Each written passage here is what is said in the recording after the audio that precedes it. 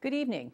Welcome to LMC-TV's live election night coverage. I'm Alice Bloom, and I'll be your host for the evening. Let me tell you about the races we're watching tonight. In Westchester County, we're watching a race for county executive that's been called too close to call.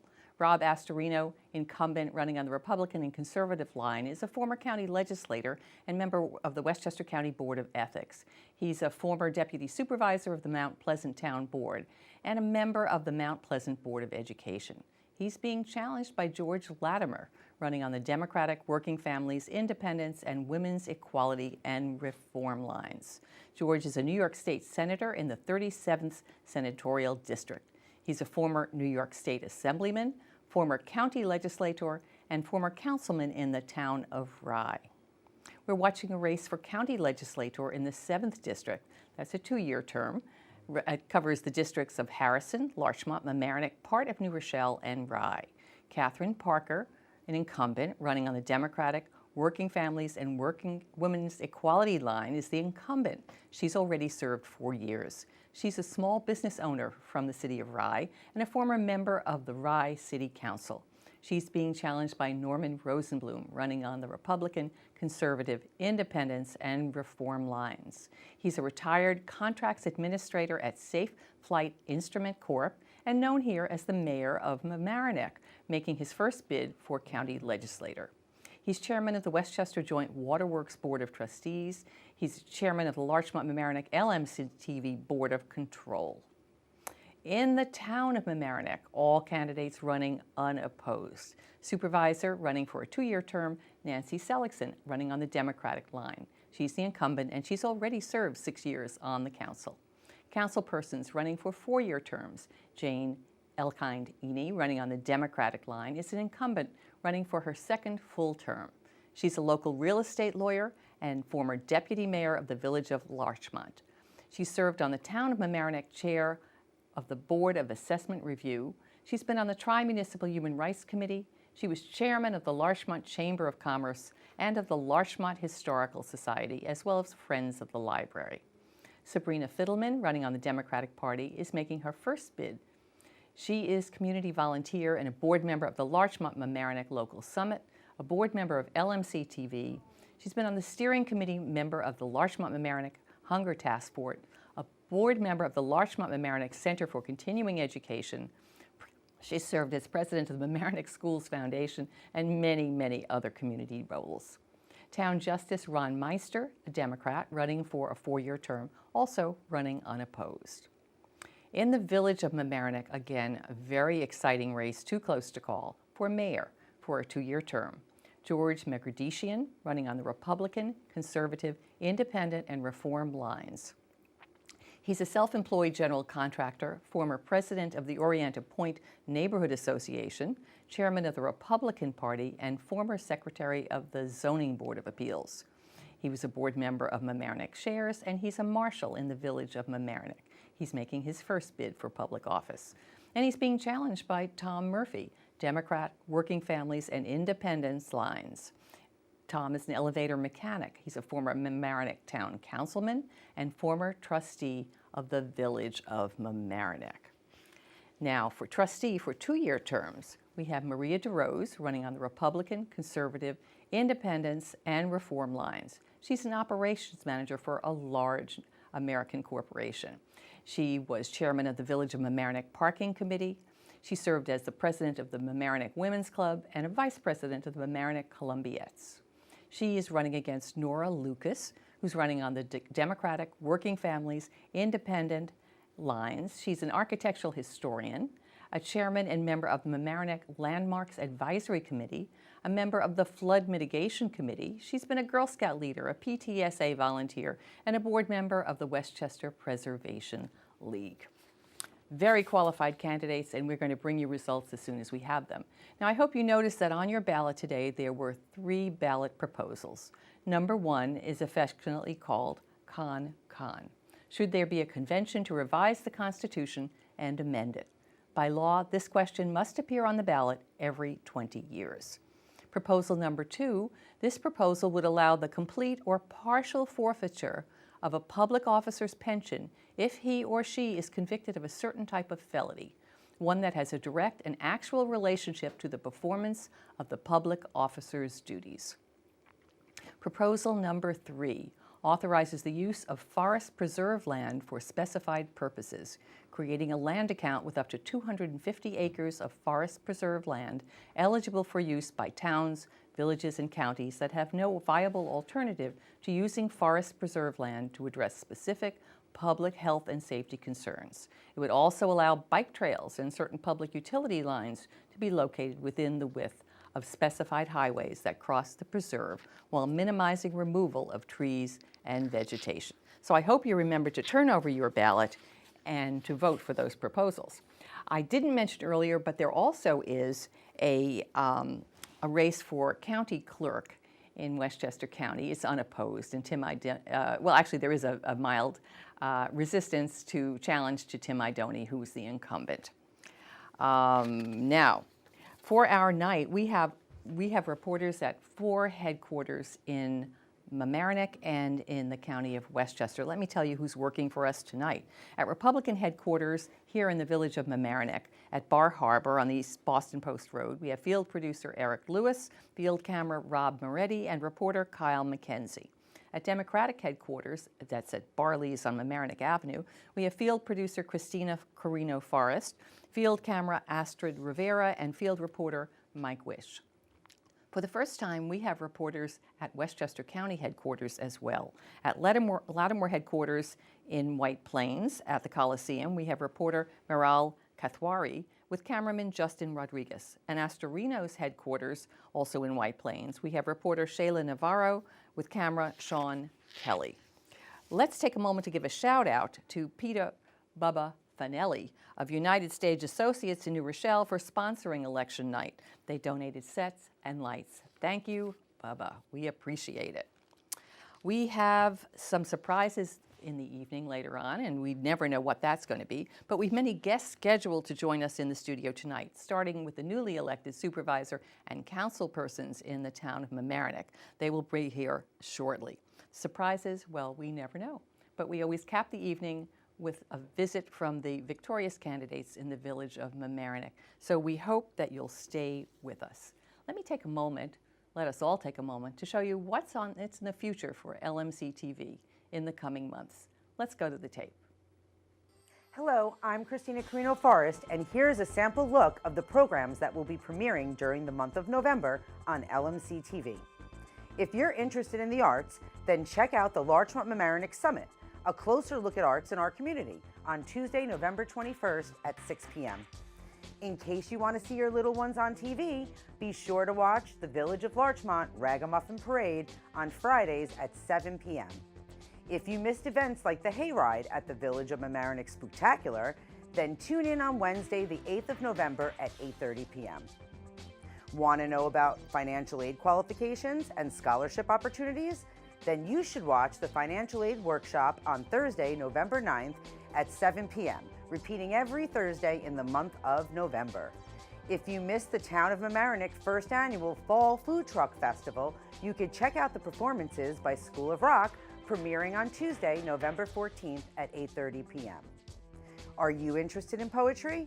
Don't miss Poetry Moments on location celebrating Poet Laureate Mary Louise Cox, Monday at 9:30 p.m. Now you're up to date with what will be premiering in November on LMC-TV. Also look out for these upcoming programs in the month of December. Unsure with presents to buy this holiday season? Then you should watch Know Your Neighbor Holiday Edition on Wednesday and Friday at 8:30 p.m.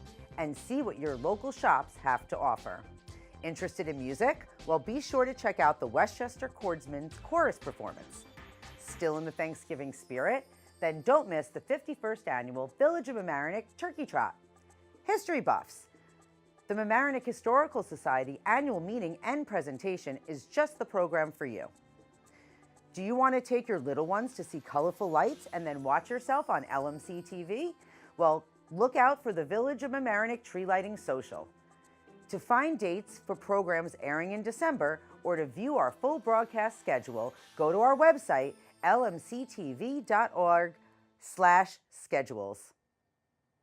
Welcome back. I'm joined by the newly victorious candidates in the town of Mamaroneck. Welcome and congratulations, Nancy Seligson, Jane Elkind-Eny, and Sabrina Fiddleman. Sabrina, welcome to you. This is the first time you're here on this side of the table. Yes, it's a change for LMC-TV, where we sadly lose you as a board member, but we welcome you as a town council person. You know, I've spent a lot of time with you all this weekend. You don't know that, but I spend a lot of time watching candidates' nights and debates. Nancy, I remember a remark that you made at the League of Women Voters debate, and you lamented the fact that there was not any opposition. I mean, I think somebody mentioned something about, isn't it great to run without opposition? And you said it might be good to have a challenge because we'd get to talk about things that otherwise we won't. What, if anything, would you like to talk about that did not get talked about in the debate or the candidates' nights? I would really welcome the opportunity to talk about the importance of local government and the role we play in everyone's lives, because the daily services that we provide really establish the foundation of your quality of life when you think about it. The garbage pickup and snow plowing, road repair, police, fire, and ambulance. And all of those things are just basic things, but I think it would be really helpful for people to understand them better. And also, I really wanted to talk about sewers, which is my favorite subject. I know it isn't everyone else's, but there's a reason I want to talk about it, and that's because we're looking at very, very large investments in our sewer infrastructure. Okay. And that makes such a big difference in the quality of anybody's life. Let's face it, we don't like to think about sewers, but where does it go? As Nancy says, it's the hallmark of a civilized society that we have sewers, so she finds them extremely important. And we have to take care of them. And they also affect water quality in Long Island Sound.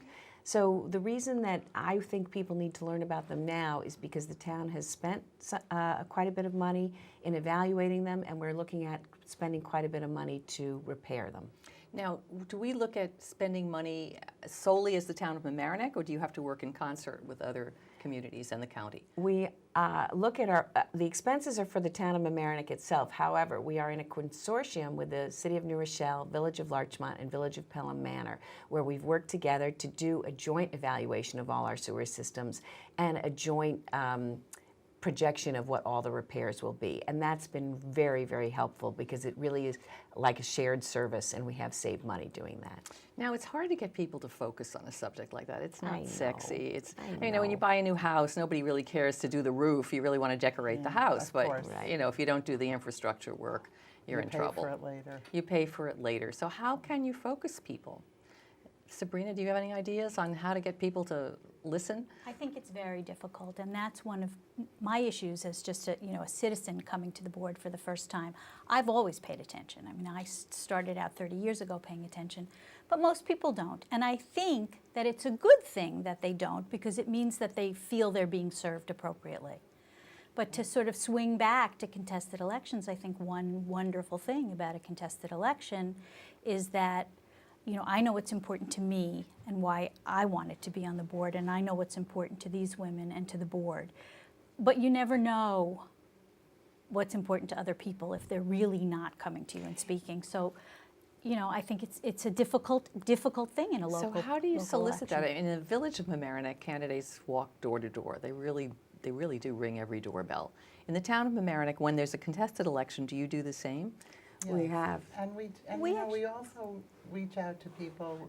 Other times we just started a new outreach, program with the community. We send out monthly e-newsletters and mail newsletters twice a year, and we really do try to reach out to people, and we want them to reach out to us because we want to hear what they want. It's a representative government. We have to know what the people we represent want. Well, has anybody come to you with a suggestion that you hadn't thought of? Oh, they often do, actually, yeah. in regard to sidewalks and roads and traffic and all kinds of things, and actually. There's things that they think are important, let's say in one particular neighborhood, and we don't know. And so we welcome them to come to us, and so we can focus on the things that matter to them. Well, as a former member of the Village of Mamaroneck Planning Board for 10 years, I call it, was that a sentence or a term? Probably both. Probably both. But what I was always amazed at is people know their neighborhoods better than anybody else. Of course. And often they don't appear until they're incensed about something about to happen or something that has happened and they didn't know about it. but they know how things work best and often have the best ideas. Sure. But how to get them energized before there's some catastrophe or before they're angry is a real challenge. Well, one of the things that's good in the town of Mamaroneck is we have several active homeowners associations. And the people who chair those homeowners associations are in constant communication with the town. So if there is a particular issue or concern in those particular areas, we get to hear about those early. And also, they just get to know how the town government runs. So it's a real partnership. Do you have regular meetings with the heads of the local neighborhood associations? Not set meetings, but except on an annual basis with some of them. But they some sit of them on, come to our town board meetings, you Yeah. know, once a month. and they sit on our boards and commissions too. So it is an open communication. And as a resident for all these years, I have always found that the doors are always open. Yes. That the supervisor and all the council people are always available to phone calls, to emails, and the employees of the town are also very, very responsive. So And one of the biggest challenges in a suburban community, of course, is leaf pickup. We're in leaf season right now, and Yes. composting, which I Yes. think you guys have really been at the forefront of in suburban communities. Yeah, we're the third community in the county to embark on food waste composting. And it's a brand new project. It just started in the end of September. And people are able to collect their food waste, all of it, not just what usually goes into a backyard composter, but it can include meat, fish, dairy, bones, you name it. Anything that was food, is food, or could be food. For humans and animals as well? Pretty much, yeah. So that pet food is... Pet food could go in too. and your So- napkins and And paper napkins towels. Yeah. and paper Yeah, towels. all sorts of things. But you have to bring it to our recycling center at Maxwell Avenue. And, Anytime or special Maxwell times? Avenue is open from 8:30 to 3. Daily. And on Except Saturday? Wednesdays. Okay. It's open on Saturday, too. I think. Okay, so you have to Yes. bring it. So Shorter what would hours. people keep that compost waste in? We sell a kit. It's a food waste composting kit. It costs $20. You get a countertop pail that you can put everything in, and then you get a transporting pail that's a little larger that you can keep in your garage or a mudroom. And it Yeah. works wonderfully. And I've it's been doing sealed. it. You've been doing it? And Yeah. it's How many, sealed how and many it's wonderful. residents have taken you up on this? We have almost 300 participating, and it just started a couple of months, less than 2 months ago. Middle of October, right? Middle of September. But it's been a pretty good, kickoff.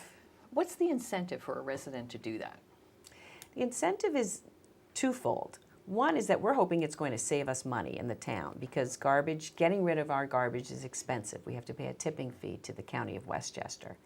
And if we can reduce the weight of that garbage, and food waste is actually almost 30% of the weight of garbage, and food waste is mostly comprised of water, which is heavy, we can reduce that. But also it's a way for people to participate in the environmental effort. Food doesn't have to be garbage. Food waste doesn't have to be garbage. It's going to be turned into compost, and we're going to get it back and be able to give it out to our residents. Okay, that was my next question. Can residents come with their own compost pail and take it to use in their gardens for fertilizer? Yes, when we get it back. We haven't gotten any back yet. Okay, so next It's going spring. away and Yeah. then it's coming back. It's a little complicated. If people want to learn more about that, how would they find out more? We now have a new website that's going to be up by the end of this week. It's lmsanitation.org, Larchmont Mamaroneck Sanitation. Okay. It's also on our website. Okay, good to know. In the minute we have left, do you want to talk about the renovation of the ice skating rink? The trucks that run on oil or on food oil? I mean, I don't know if we're still doing that. Ice rink is my favorite. The ice rink is or user fees in the town. Yeah, We can- all of those things are important. Okay, it's a lightning round. User fees, Nancy. We're trying to make everything. We're trying to reduce taxes, and in doing so, we'd like to be able to assign the cost of something for your use of it. It doesn't apply to everything. We certainly can't do that with fire and ambulance and police. But for garbage, for water, lots of different things we can. And so we're trying to associate fees, user fees, for the use of whatever the service is. Okay, well, Nancy got the last word. Oh, I no, wish we no. could. I know we I wish thought we we were had going more. down the I line. know, but they're telling me we have no more time. Will you come back? Sure. Okay, Yeah. there's so much to talk about in the town. I welcome you all to return, and I congratulate you all on your re-election and on your election. Thank you. Thanks Thank for you having for us. having us It's here. my pleasure as Thank you. always. I'm going to ask you to stay right here, and we're going to meet some of the candidates who've been running in this election. Let's go to the tape.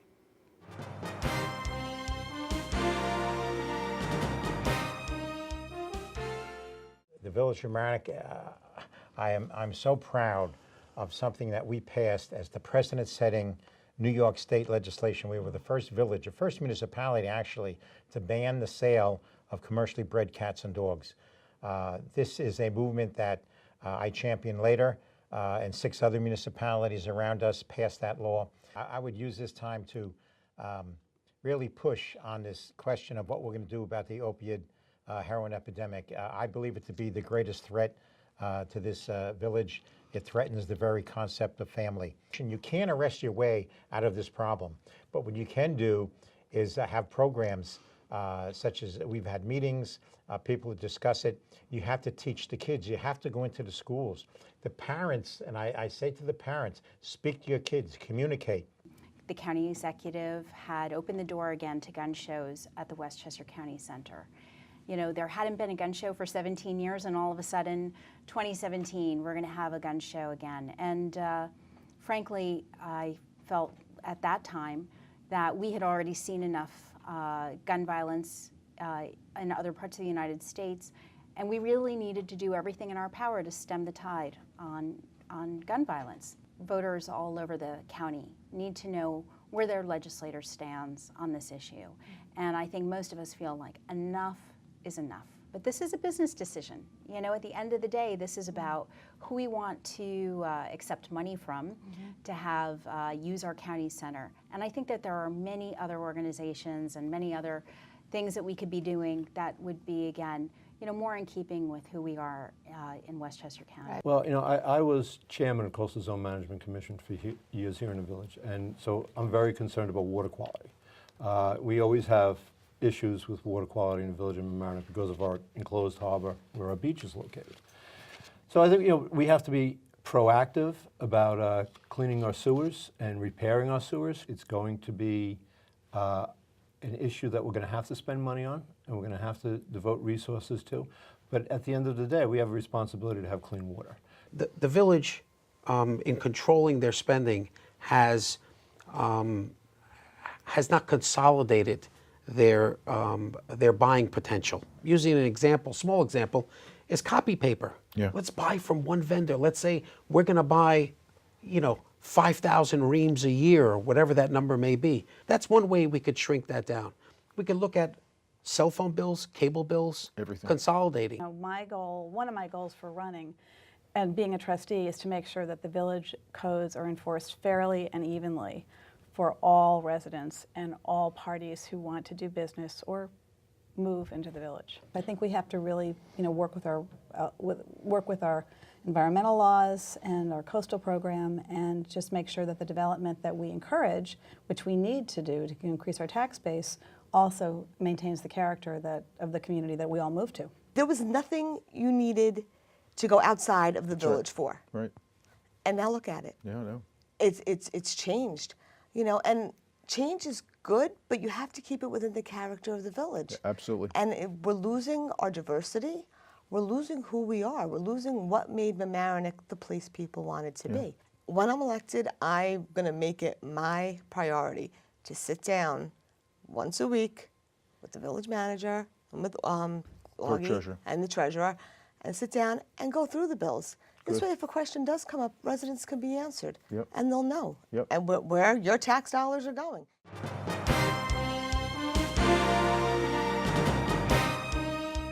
Did you miss the fall playoffs on LMC Varsity Sports?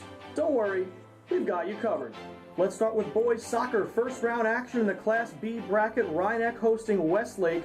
Scoreless with 4 minutes to go. John Cassis bends in a free kick. 1-0 Panthers.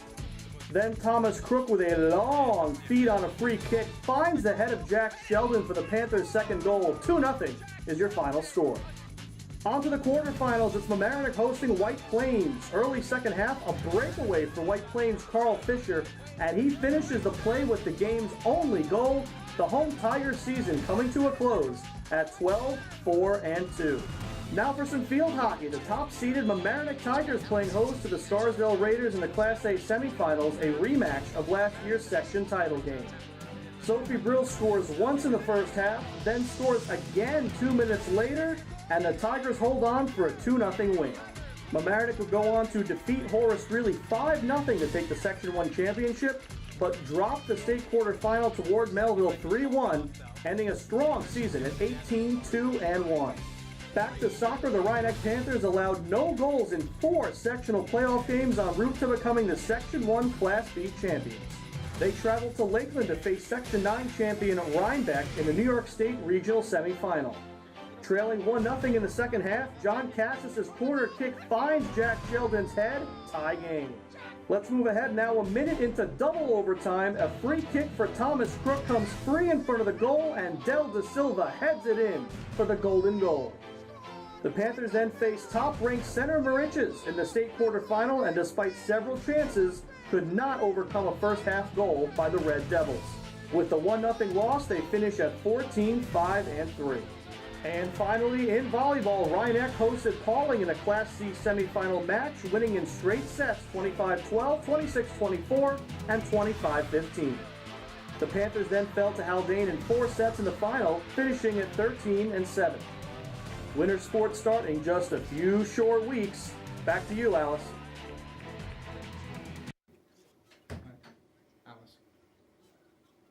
Welcome back. We're going to go to Democratic headquarters in the village of Mamaroneck, where Mike Witch is ready to give us a report. We've been having some technical difficulties, so stay with us. Mike, are you there?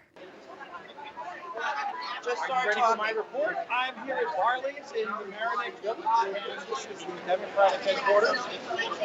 And we are quite crowded. It's quite noisy here. Great, it's quite crowded already. Okay. And we're awaiting the results. They're going to be projected on the screen, which you can't see. Democratic sections are in the 17th district, 23rd, and line 3. The ones that we want this to take are districts 2 and 4. Right now, it's like behind me. I see some numbers coming in here. So you can see the numbers already. You can't turn away from black at all.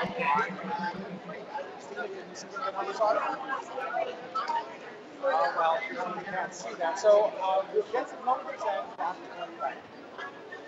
Which Okay, Mike, thank you very much. We're going to wait for some further results. It's a little early for any kind of calling, but it sounds like people are pretty jolly over there at Democratic headquarters. Will you call us back in a little while, as soon as you have any kind of results? Great, okay. Then we're going to be speaking with Mike a little bit later from Democratic headquarters, and we'll have calls from Republican headquarters as well. As you can tell, we've had a little bit of technical difficulty, but we'll get that ironed out, so stay with us. Now, we're going to go to a very interesting bit of information that was actually done by Mike Witch about what we affectionately call Con-Con. It's a story about the Constitutional Convention that was #1 ballot proposal today on your ballot throughout New York State. As I mentioned earlier, every 20 years, that question, should there be a constitutional convention, must appear on the ballot. So let's go to Mike Witch's piece on the Con-Con, the Constitutional Convention. Let's go to the tape. Have you seen all the Vote No lawn signs, gotten a mailing or two, or heard from your union? The opponents of a constitutional convention, Con-Con for short, seem to outnumber those who think a convention is a good idea. Arguments pro and con are nicely explained on the League of Women Voters online guide, vote411.org. The New York State Constitution requires that every 20 years the people decide if a constitutional convention should be held to consider amendments. So the ballot question asks if you think there ought to be a constitutional convention. If a majority votes no, there won't be a convention. But if there are more yes votes, here's what'll happen. 3 delegates from each state senatorial district will be elected in November next year, along with 15 at-large delegates who will be elected statewide. The delegates will convene at the Capitol in April of 2019. They'll have unlimited time to discuss proposed amendments to the state's governing document.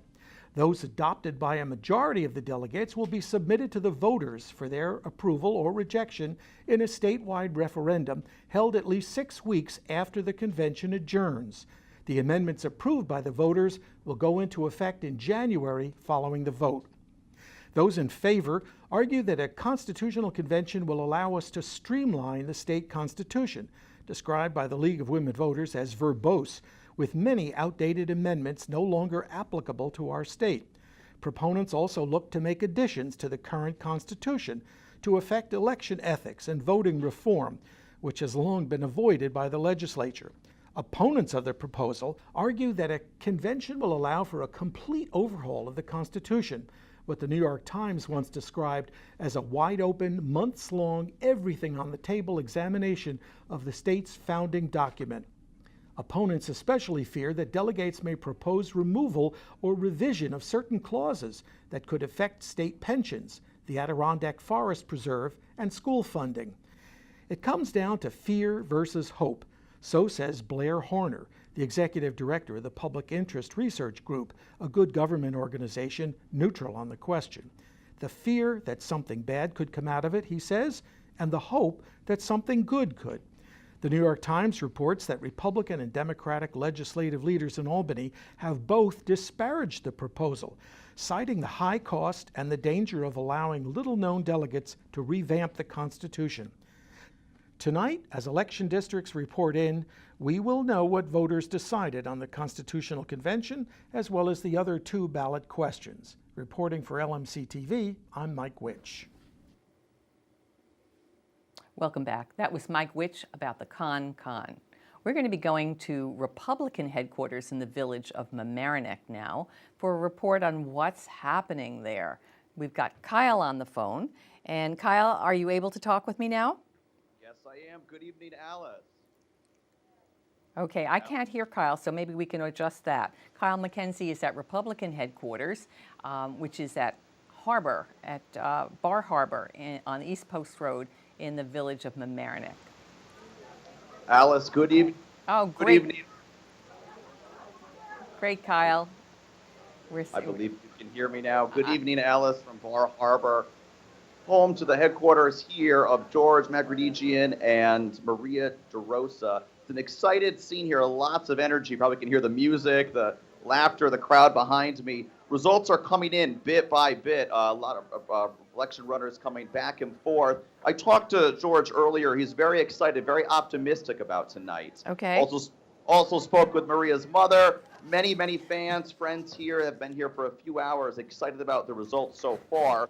I believe Thomas Murphy has 2 districts under his belt, still waiting to hear more. They're up at the front, vigorously tallying the results so far. Okay, 2 districts. Now, we have 15 districts in the village of Mamaroneck, so this is very preliminary results. Do the Republicans have any districts in their corner yet?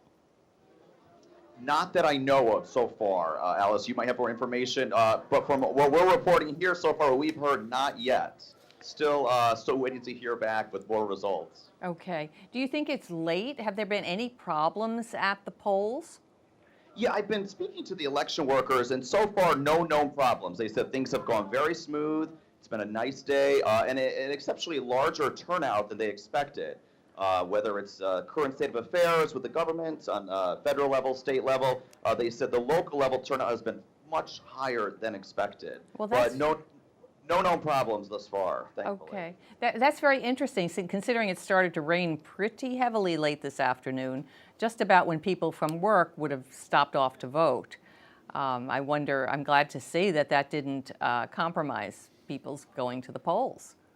Most definitely, especially with the weather, like you, to your point, as you were saying, you know, a huge downpour this afternoon, not ideal conditions, and yet still what we heard so far, higher turnout, and especially from this crowd, obviously, an excited turnout, and excited to get out the vote for these candidates. Right. Kyle, did you get to talk with any of the candidates specifically about their feelings about what residents might have been saying this time as they were running? Yes, I spoke to a few earlier as I was making my way around Bar Harbor in the midst of the catering. But voters have seemed very excited. They seem very confident in their candidates, that they felt that to take Mamaroneck the next level with the current mayor stepping down, they felt that George really could be the candidate that will do them right, that will be there in their corner. Of course, you're in Republican headquarters. Yeah, sorry, Republican headquarters, sorry. Yes, voters very felt that George is going to be in their headquarters at the end of the day, that this was the candidate that was going to be for them. And that's the common denominator I kept hearing here. Did any of the candidates mention the climate on the national level affecting the climate locally? You know, I didn't hear that from the candidates specifically, but I did hear that from the voters here at the viewing party, the headquarters, about how they felt a need to make their voice heard. An election year where, you know, oftentimes after the presidential election, after the general election, the following year voter turnout, excitement tends to be lower generally. But a lot of people I talked to here felt that this year they felt a calling, they felt a need to be active and to stay active, hence why they've come out tonight in quite droves, as you can see behind me. Well, that's very interesting.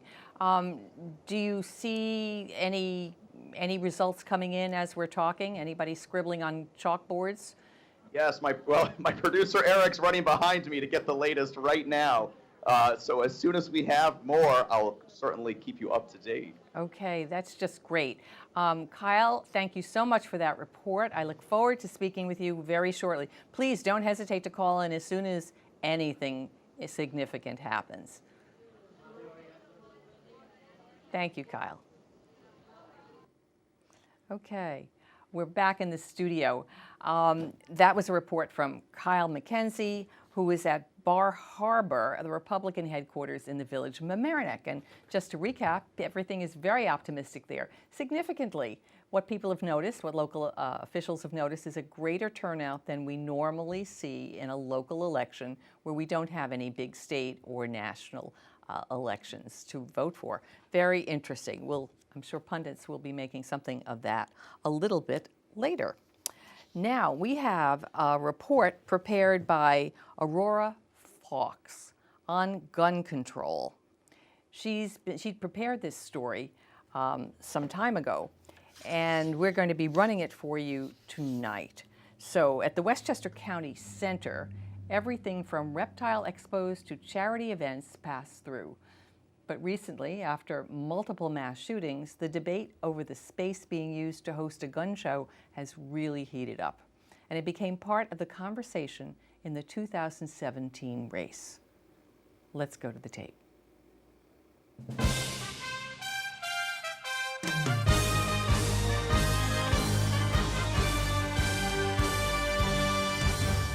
On a warm Sunday morning in a Sutherland Springs, Texas church, 26 unsuspecting worshipers were gunned down. The shooter, a young white male identified as Devin Patrick Kelly, fled the bloody scene donned in an all-black ballistic gear. After an erratic car chase with Kelly, police found him dead of a gunshot wound behind the wheel. This comes just a month after bullets sprayed into a crowd of concertgoers at an annual Route 91 Harvest Country Music Festival, becoming the deadliest mass shooting by an individual in the United States. Following the horrific event, the push for gun control has become a controversial topic in the election for Westchester County Executive, leading to a fiery debate over the recent veto of the country's gun show upheld by current Westchester County Executive and candidate Rob Astorino. There was no justification to ban a gun show based on the facts and based on the law. No matter where people stand on the ideological spectrum, or political, or racial, or religious, you know, everyone has an opportunity in this county to exercise their rights. And I know some people wanted me to not veto it and let the complete ban take effect. Others, such as Larchmont and Mamaroneck legislator Catherine Parker, are taking a different view on the matter and calling for a revote on Astorino's veto. we don't need your $28,000. We're going to do another, how about a chocolate show? I don't know, something good, right? Not a gun show. And it's not even a Second Amendment issue. You're entitled to get your guns, go get them somewhere else. You can even have a gun show on private property. But why use our municipal building? It makes absolutely no sense. And I've called for the vote to override the county executive's veto. Fellow candidate for Westchester County Executive George Latimer seems to be taking a similar stance on the matter, and stated that in lieu of the recent shootings, a gun show would be a bad signal to send. And not only does this gun show need to leave, we need to stand behind the act that was passed in New York State a few years ago called the SAFE Act. That SAFE Act prohibits, going forward from the point of its adoption, weaponry to be bought and held in private hands along the lines of what Stephen Paddock used in Las Vegas. Concerns over the signal a gun show in Westchester might send sparked the attention of Chuck Bell, the Westchester representative of New Yorkers Against Gun Violence. You know, we have no objection to people exercising their First Amendment rights, so if gun owner groups want to have an assembly or a meeting at the county center, I think that's one thing, but this is commerce. This is, you're selling products, you're selling weapons, and so we think there's a lot of concern for public safety. The county has a mission to promote public safety and public health and to help the victims of gun violence, so we shouldn't be making the problem worse. And they earn about $20,000 to $30,000 in revenue every time they have a gun show, and there's just many of us as taxpayers just don't think that's an appropriate role for government. It's not just the fact that it's a gun show. The fact of the matter is you have a constitutional right, you have rules and regulations that allow the gun show to exist. As an example, where do you go? 50,000 people a year die on the roads in the United States. Does that mean you're not going to have a auto show? No stranger to gun safety, protocol, and pricing, firearms shop owner and avid gun show participant Michael Timlin had this to say. We cannot stop evil from happening, but at the same time, we are not going to be able to tell somebody they can't exercise their right to own a firearm because of some bad characters that are out there. It's a responsibility. If you send your kid to a karate class, why is that okay, but you can't teach them how to deal with a firearm?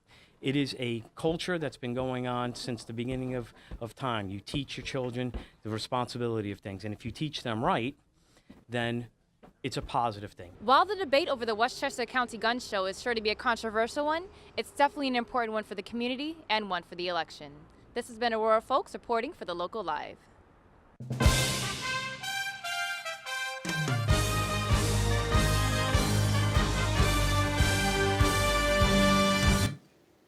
Welcome back. A very interesting piece, wouldn't you say?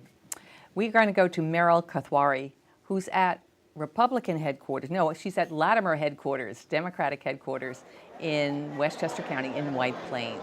Meryl, how's the mood at headquarters?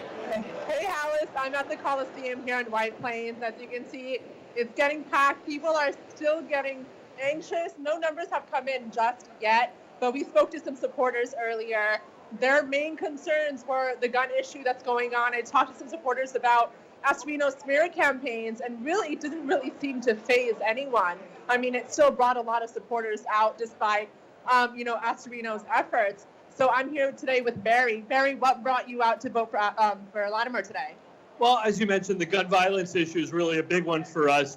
You know, everybody's focused on Texas and Las Vegas and horrible events. But every day, 93 Americans die from gun violence. And George Latimer has been a gun sense champion. When he was in the city council, New City Council, he sponsored bills for gun safety.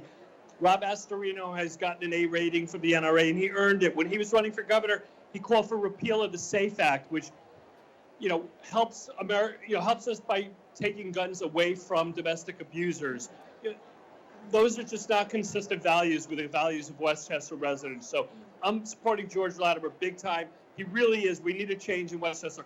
Donald Trump, NRA, Rob Astorino, their time is gone. We really need to bring back the Westchester values. And is there anything that you wish you would have seen differently that Latimer could have done to bring out more support? Look, I think he's done a good job overall. There's always going to be, the campaign got very negative. In the primary, Ken Jenkins and George, there was almost not a negative word spoken. They talked about issues. When it got to the regular campaign, okay, hey, did George not pay some parking tickets? Okay, I'm guilty of the same maybe.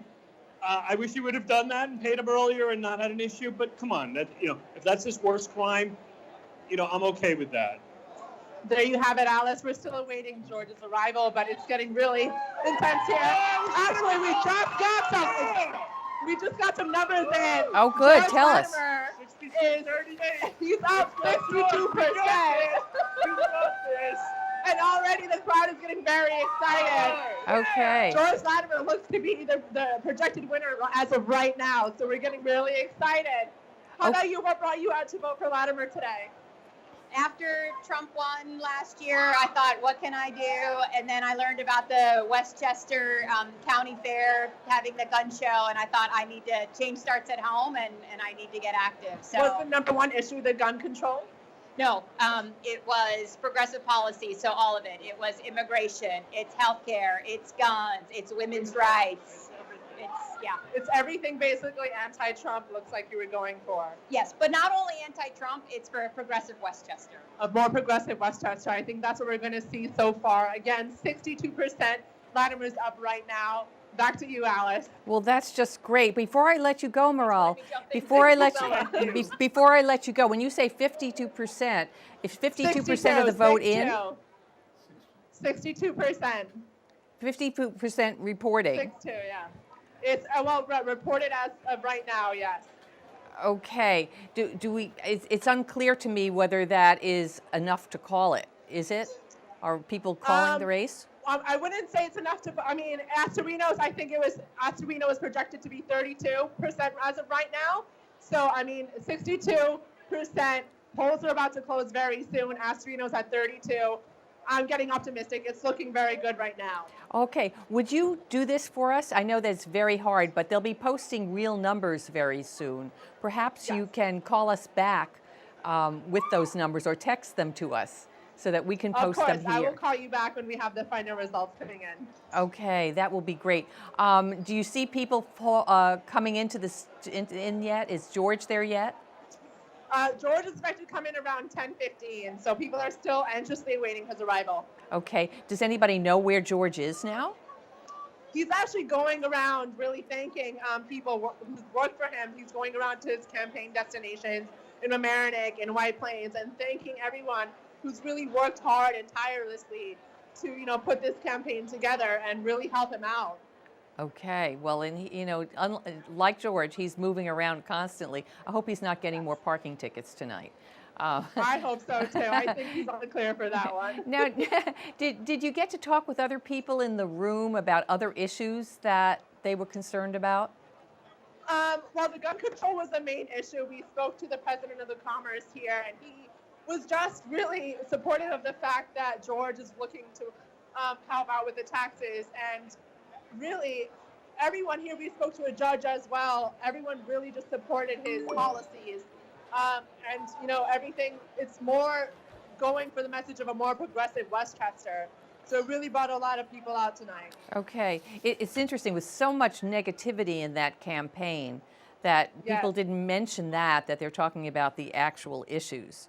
And I really asked a lot of supporters, I said, is there anything that you wish you would have done differently in regards to Astorino's smear campaign? And they said that, he did everything that he could have done, and they didn't really seem bothered about, his Astorino smear campaigns. And as you can see right now, it's looking very good. So we're hoping for a great turnout. Okay. All right, Maral, I look forward to talking with you again very soon.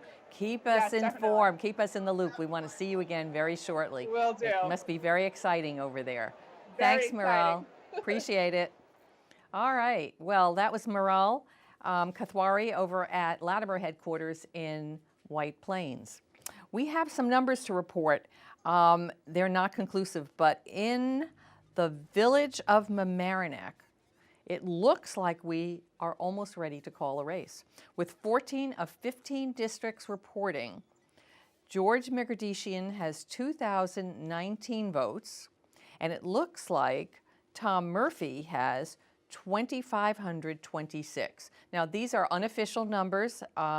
Things are still getting put together. So it looks right now that Tom Murphy has a very significant lead for the village of Mamaroneck. again over his competitor George Makadishian.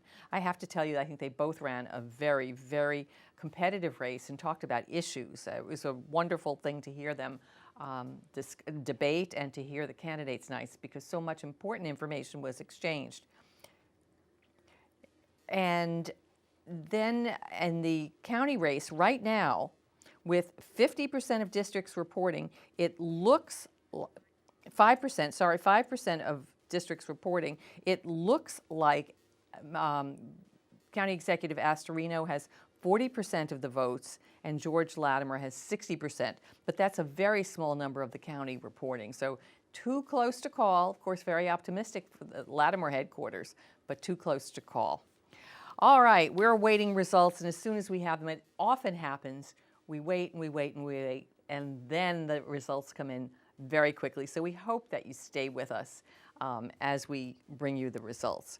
Now, we're going to go to an interview that I shot about a week ago with two members of the Industrial Area Committee, Andrew Spatz and John Verney. One of the big issues in the village of Mamaroneck this year is development. There are so many big projects in the works, more than a little village like Mamaroneck has seen happening at one time in many years, and there's a lot of concern about it. Let's look at what some of the members of the Industrial Area Committee had to say. Andrew, John, thanks so much for being my guest. I know it's a busy week for both of you, but we wanted to make sure that we had this opportunity to tell the community about all the work you've been doing.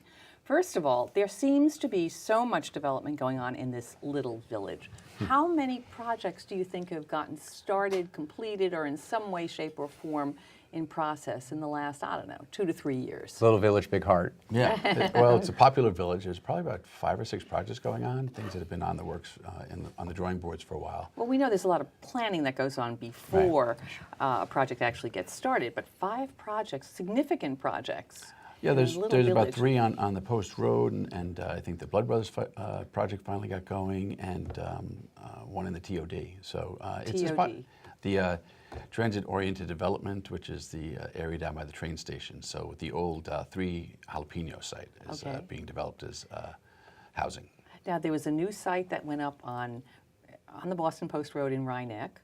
I know because I just happened to go to a dinner party somewhere down there, and I was surprised that what was formerly an empty lot is now a building. Right. There are townhouses on about Boston Post Road in Delancey, that area that had been in formation for, I don't know, 10 years maybe? Right. There have been several kind of townhouse projects. Originally, I think it was for 15 units. Now there's 7 being built in one location, and I think 6 in another. Okay, what's driving that development?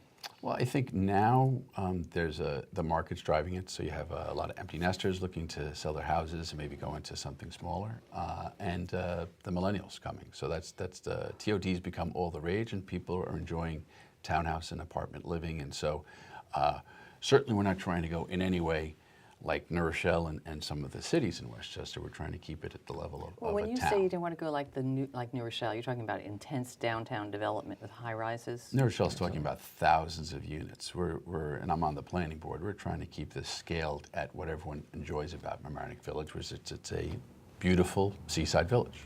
And keeping in mind also the infrastructure, what it can sustain, and the local school systems. There's so many things that go into factor here. I don't sit on one of the land use boards and commissions, but I know that these projects are vetted, and it's a pretty rigorous process to go through.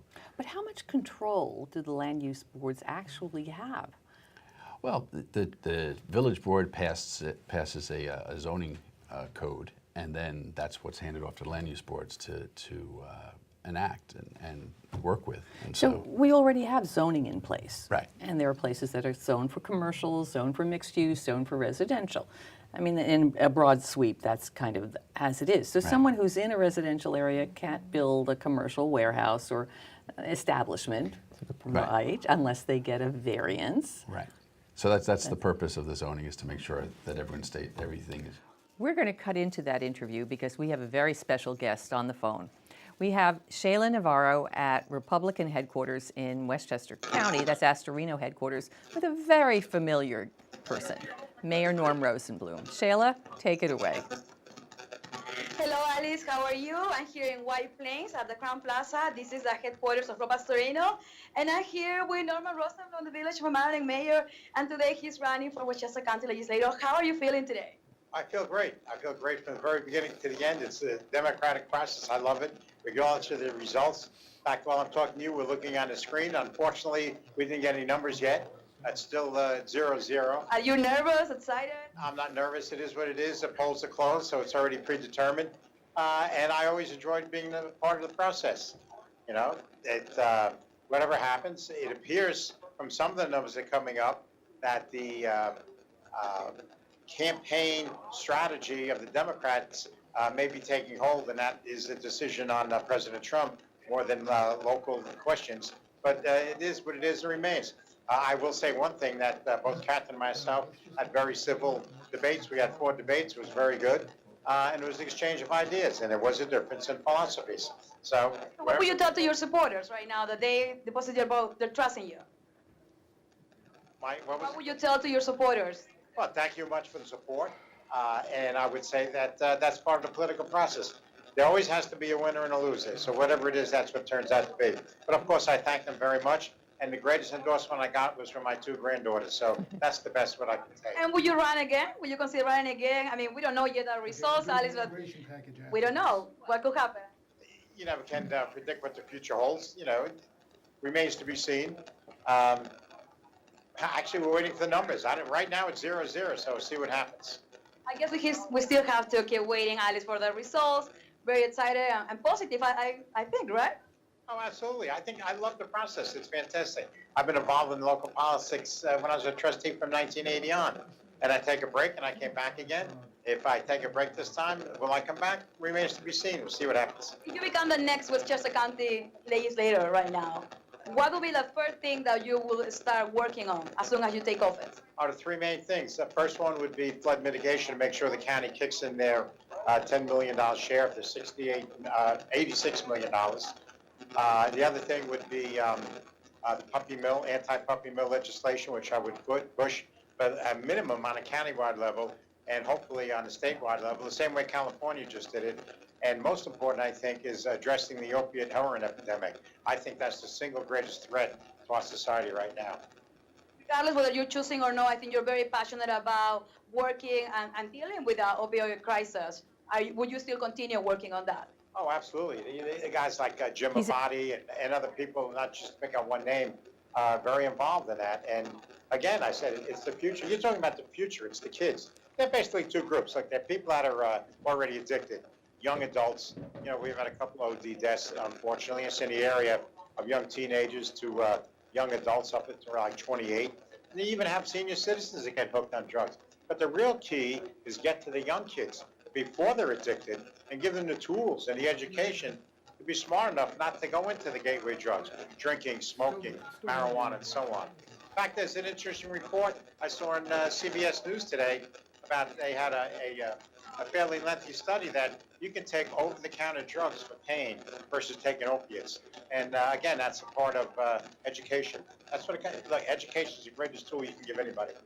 Well, Alice, I know the mayor is running right now, out of time, and he's going to the village of Mamaroneck, right? Yeah, that's on my way back down. Check that out. Thank you so much. Thank you. Terrific. And thank you, guys. One of the big things is whoever gets in Mamaroneck, I hope they push and put you guys in the old hook and ladder where you belong. Thank you, so much. Shayla. Alice, do you have any questions right now? We do not have any results. Everybody's still waiting. We have a lot of press here. Well, everybody right now is actually watching the broadcast from News 12, and some early results said that Astorino is actually losing and that George Latimer is on the lead. But yet there's very little reported. Only about 5% of the votes has been counted. Yes, that's what I heard here. Like, people are still they're still waiting. So I guess we have to get back to you as soon as we hear from more. Okay, keep us in the loop, Shayla. Thank you so much for that report. We'll talk with you very shortly. Thank you. That was Shayla Navarro at Astorino headquarters with the Village of Mamaroneck Mayor Norm Rosenblum, who is running for county legislator. He sounded not optimistic about the result of this race, but he vows to stay involved. Locally, it seems that Tom Murphy is declaring victory. The numbers we have for him were 2,526 to George Megredician's 2019. A good showing for both, but it looks like Tom Murphy is really pulled ahead and seems to be declaring victory. We have some numbers in the trustees race in the village of Mamaroneck as well. Maria DeRose with 1,803 votes and Nora Lucas with 2,378 votes. And this is with 14 of 15 districts reporting. We don't have a breakdown on the districts, but that is significant. It's looking like a victory for Nora Lucas as well. Now, it's not really clear what the numbers are on the county yet, but with approximately 38% of the ballots counted, it looks like Astorino has 6,733 votes. It looks like that, to Latimer's 11,005 votes, a very clear lead for Latimer. So that explains the mood in Astorino headquarters. So stay with us. It's looking like a victory for Murphy and Lucas in the village of Mamaroneck, and it's looking like a victory for Latimer on the county race for county executive. My guess is that that's going to bring Catherine Parker back to the seat that she has been holding for some 4 years now. We're not going to call any races, but it's looking like a victory for her. So as we await further returns, which we will bring you just as soon as we have them, we're going to go back to the conversation that I held earlier with Andrew Spatz and John Verney about development in the village of Mamaroneck. Let's go back to the tape. The floor area ratios, so that the houses, people were concerned we're having McMansions, especially in some of our more middle-class neighborhoods. The houses were becoming too big, and so we've shrunk some of those FARs to try to protect our neighborhoods. So it really matters that you know what's going on in your community. How do people find out what's going on? They try to put as much as possible up on the webpage so people are informed, and the neighbors that have been involved in some of these issues, subdivisions in their neighborhoods, have been very involved, and sometimes do make complaints that there isn't enough information on there, but they look at the information. And we would always, I'm vice president of the Orienta Point Association. It's a very active association representing, advocating on behalf of many homes in Orienta, all the homes actually, I should say, in Orienta. There are other neighborhood associations that provide information, keep neighbors and the community updated. So things like that are very beneficial. And there's also, you have to give notifications before you do something. You can't just walk in front of the planning board or zoning board with an application. There's a process. You have to have a signage that's placed up, letters that go out. So there is a notification process, and those are really essential. So if individuals are concerned, they attend the presentation. Okay, so people shouldn't feel that this is things are being done to them. They have ample opportunity to weigh in, to at least hear what's going on and to register their concerns. There's a notification procedure. Everybody within so many feet of any proposed project gets a notification, and maybe numerous ones when that application comes before the various land use boards. One more question about this before we go on to the industrial area, because I know that we have so much to talk about there. I know. What type of development have we seen in the last few years? Do you think it's heavily weighted towards residential or commercial? I think a lot of it's been higher-end residential, mostly higher-end townhouse units and higher-end apartment units. And I think that's, again, because people are just downsizing and millennials coming in, kind of getting their feet wet coming into the village here. But spending good money for this is surprisingly how high the level of these rents are that are Rents or purchase prices. Are getting. I mean, the purchase prices on the townhouses on the Boston Post Road are over $1 million to start. Yeah, I think closer to 2. Yeah. But I think interesting, Aquatots, for example, is an entity that they help kids learn to swim. Okay. And I believe they are coming into the village. So in terms of commercial, that's a wonderful use. It's a different type of use, and it'll hopefully be located in an area where it's not changing the harmony or character. Right. Do you know how to request our services? Just go to LMCTV.org. Under the service banner, click Forms. In our form section, you can apply to be a volunteer, learn about membership, learn about corporate underwriting, request a bulletin board, coverage, DVD dubs, equipment, and PSAs. It's all a click away at lmctv.org. Welcome back. We have Miral at Latimer headquarters in White Plains. Miral, thank you so much. I'm going to ask you to stay with us one moment. I know you have a very important guest, Jack Greenfield, who's campaign manager. But I want you to hold for one moment because we have some results in the village of Mamaroneck, and I just want to report them before we go to your interview. Here in the village of Mamaroneck, with all districts reporting, all 15 districts, Mogadishian for mayor, 1,801 votes to Murphy's 2,610, a very clear margin for Murphy. With Maria DeRose, 1,880 to Lucas, 2,489. Again, a very clear margin for Lucas. On the county level, we have all districts reporting, I believe, 1925 for Rosenblum and Parker, 2414. A clear victory for Parker. Again, I'm not calling it, I'm just reporting the numbers as we have them. And on the county rates, which of course for county executive, we have Astorino with 1,738 votes to Latimer's 2,766 votes. Now, I don't know how much of that is reporting. We had only 5% a short while ago. Miral, do you hear those numbers on the? I did, Alice. As you said, Latimer's in the running so far. He's up 63%. I'm here with John Greenfield, his campaign spokesperson. John, Latimer's winning so far. It looks like it. I don't want to call anything. What do you think? Is it too soon to call? Well, Miral, at this point, the numbers are still coming in, so really, it definitely is too soon to call. However, you know, we came into this race overspent by more than 4 times against our opponent. And here we are, we're seeing strong numbers in Southwest Yonkers, we're seeing strong numbers in Peekskill, and right here in White Plains, numbers that we did not see on the Democratic side 4 years ago. So that gives us some optimism, and you can really sense it in the room here with people seeing these numbers come in and really cheering them on, waiting for the senator to come. Definitely, everyone's getting really excited, and they want to know, when do you think, around what time can we project Latimer? You can never play the numbers game as to when it's going to come in. It's really too soon. Definitely. But let's not jinx anything then. So as of right now, again, Latimer is up 62%. Astorino is about 32%.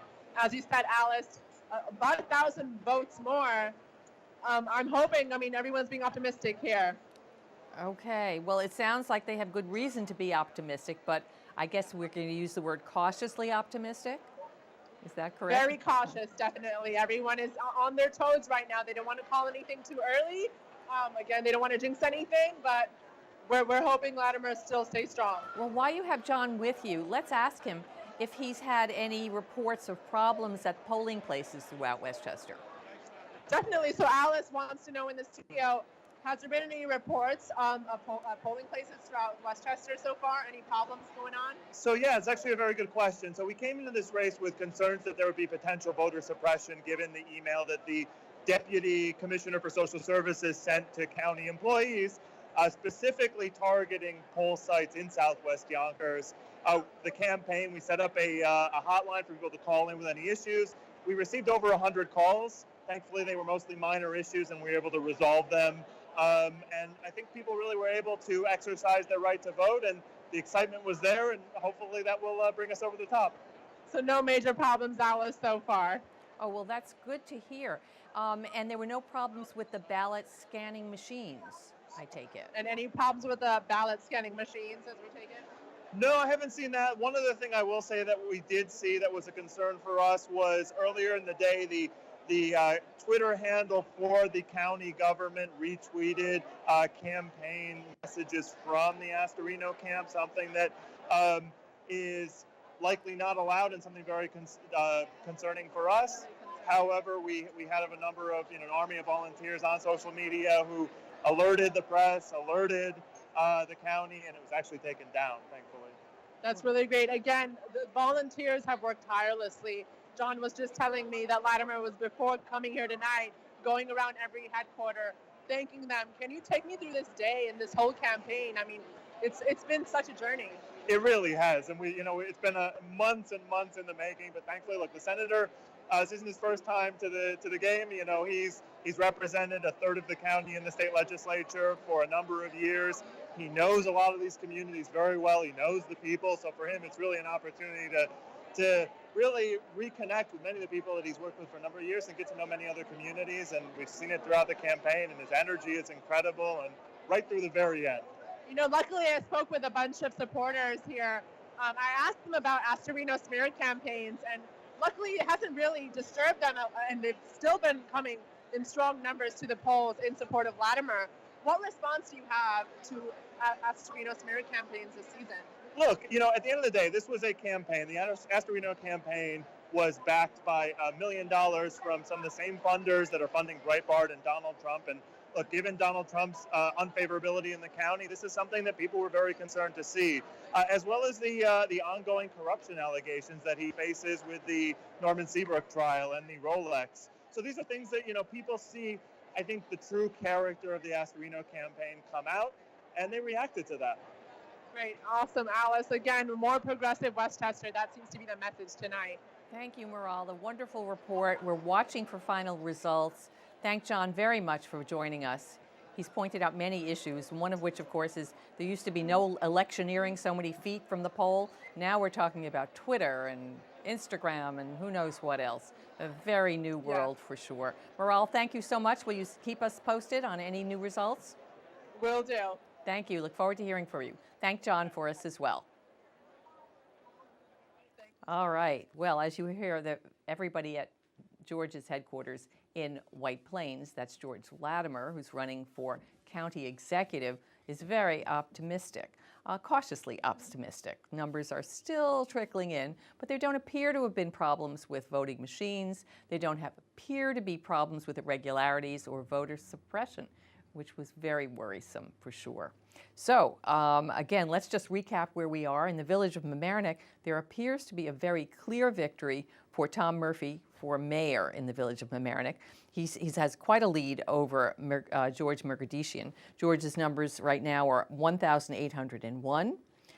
Tom Murphy's numbers, 2,610. This is with all 15 districts reporting. It also appears that Nora Lucas will be our next trustee in the village of Mamaroneck. Maria DeRose makes a very good showing with 1,880 votes, and Nora Lucas with 2,484. Those are the numbers. These are very, very unofficial numbers. You know, they change somewhat when everything is recalculated and when absentee ballots are counted, but they have never made enough of a change, and this is not close enough to really be worrisome. On the county level, it appears that with all districts returning in the 7th district, that Catherine Parker will be returned to her seat on the council. She has 2,414 votes to Mayor Norman Rosenblum's 1,925. He did not actually concede, but in his interview a little bit earlier, he seemed pretty sure that Catherine would be the victor in that race. And again, for county executive, Latimer definitely has a lead with 2,766 votes to Astorino's 1,738 votes, but we only have a small percentage of the vote tallied on the county level. So that race has not been called yet. So stay with us. We're going to be bringing you the numbers as long as they keep coming in. And as always, in the village of Mamaroneck, we hope to have the victorious candidates joining us in the studio very shortly. But right now, we're going to a report that was prepared by our own Shayla Navarro of the Local Live. And it's a report on immigration, another subject that got a lot of coverage, even in the local election, as well as on the county level. Let's go to the tape.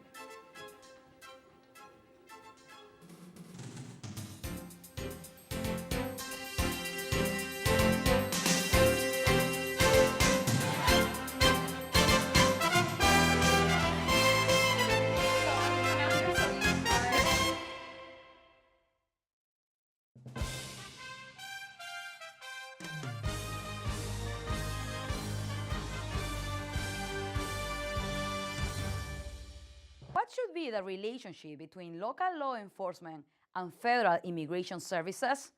This question that sets the future of the nearly 61,000 undocumented immigrants living in Westchester County has sparked debate in this 2017 election race. That is Marco Antonio Huete, after being hit by a car while biking to work in Key West, and that is a Monroe County sheriff called to the scene who asked for his immigration status before offering immediate medical care. English? No, you speak Spanish? All right. You got ID? Passport? The police did not charge the driver, and when Huete was sent to the hospital, immigration agents showed up to the scene to detain him. So why don't you have any legal documents? 16 years you've been here in the United States, and you haven't bothered to do anything to get anything. All right. 2, can you also notify the city, see if they can have a unit en route and contact Border Patrol? Both incidents resulted in local police collaborating with immigration federal agents. These situations are very common and likely to keep happening across the United States. This because of President Trump's new deportation rules, allowing undocumented immigrants to be deported no matter if they have a criminal record or not. As a result, Westchester County legislators decided to take action. The Immigration Protection Act came up because after the Trump inauguration, there was a lot of confusion in a lot of our communities about what the change in federal immigration laws were going to mean here at the local level. In doing some research, we discovered that the county had an executive order from 2006, and we liked some of the protections that were built into that. Some of the things had to be changed, though, because state and federal law had changed since 2006. So we sort of put those two things together, and that was the beginning of the Immigration Protection Act. So what exactly is the Immigrant Protection Act? Karen Anderson is one of the attorneys who helped draft the law in conjunction with the county commissioners. She uses an example to explain how the Immigrant Protection Act would have been enforced. The big concern is that if a person is pulled over by the police and they don't have an ID, they don't have an ID and they may be afraid to interact with the police. They may be detained simply to get their identity, and they go through a process called booking. And as soon as that happens, even if they're innocent of any crime, their information is shared with the civil immigration authorities. There's nothing stopping that now in this county. And the Immigration Protection Act would not. The Immigrant Protection Act created clear guidelines for the police to know when they could act, when there was a crime, a criminal investigation, when there was a judicial warrant, or an imminent national security issue. It was clear instances of when the county corrections and county law enforcement could act to communicate with civil enforcement. In other times, when it was necessary, the Immigrant Protection Act would have provided just a simple procedure for the people involved in that process to understand what was happening to them. On August 7, Westchester Republicans and Democrat legislators passed the first bipartisan bill seeking to protect immigrants in New York State. But soon after, County Executive Rob Astorino vetoed the legislation. Mr. Astorino, given your vote, or your veto rather, why should any immigrant voter or second-generation voter give you their vote, given your rejection of a bill? This is about the sanctuary bill that the majority of the legislature wanted to do. That's why the Hispanic Law Enforcement Association and all law enforcement stood with me. Because what this bill was about, it was not about the 99.9% of undocumented immigrants living among us. This was about criminals, those who have committed violent crimes and are sitting in our jail, waiting trial or waiting charges. And this would prohibit in many ways. First of all, it violated federal law, according to the county attorney. This would prohibit discussions and cooperation between the county, corrections, and law enforcement with the federal authorities. After the veto, Rob Astorino passed a new executive order on September 20th. But how does this differ from the Immigrant Protection Act? The answer is that it's pretty similar, but the main difference is the language in which it's written. While the Immigrant Protection Act sets specific measures for the interaction of law enforcement with undocumented immigrants, the executive order says police cannot ask for someone's status unless they are required by law or unless they're being investigated for criminal activity. In that case, it will be up to the police officer to cooperate with federal agencies. In addition, another difference is that the Immigrant Protection Act demands a due process, prohibits the use of county resources to create county immigration rates, and perhaps the most obvious difference is that the executive order can be terminated by a new administration, while a law will stay in place. The example of somebody being pulled over is a really good one because it highlights the differences between the executive order and the Immigrant Protection Act. The reality is, police don't necessarily intend to turn people over to immigration, but the reality is, because of the way data is shared, that if somebody interacts with a police officer, the result can be that their information is quickly shared with the federal immigration authorities, the civil authorities, even if they're innocent of any crime, even if they haven't been stopped for a crime, even if they're not charged with a crime, regardless, the simple fact of that interaction can. And the reality in this county is that county law enforcement is sharing information with federal authorities just based on the fact that somebody's not born in this country. That's what's happening now. Reno knows that Latino doesn't necessarily mean immigrant, and that immigrant doesn't mean criminal.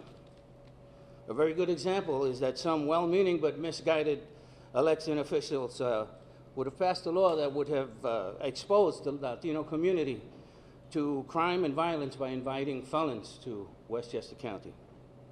Absolutely. It protects the criminal more than the regular American citizens. When you have criminals have more rights than American citizens in jail, then there is a problem. And that's where the problem is, and that needs to be fixed. We love all of our immigrants, and even the undocumented people. We don't go after them. We don't go targeting them. They are what made this country, and everybody was undocumented at one time here in America. Right now, what this is just letting people know that we're not going to use your hard-earned tax dollars and our limited county resources to participate in government immigration raids. A lot of people are afraid that the Immigrant Protection Act is being put in place to protect people who break the law. That is not true.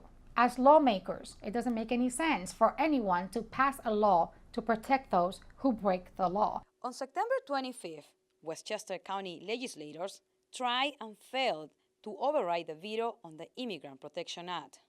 However, in this election race, Westchester candidates are still debating on what should be the best course of action for law enforcement interaction with undocumented immigrants. You know, given what our current president announced this year, earlier in the year, we felt very strongly that it was time that we really codified what we already had on the books. The fact of the matter is that nothing has changed, and I would also note that every police department in Westchester County agreed with Astorino's veto, as I do. What I will do as county executive is to meet with the law enforcement community, meet with the immigrant community, sit down and work out a new executive order that qualifies and satisfies the needs of both of those two groups. And then once I put that executive order in effect, I will ask the Board of Legislators to codify a new law based on that executive order. And I assure you that'll be done within the first month of my administration. Undocumented immigrants can't vote, but first, second, or third generation of immigrant voters can. On election night, these voters and the rest of the electorate will decide the future of the nearly 61,000 that don't have a voice. For the Local Live Special Election Night coverage, I'm Shayla Navarro.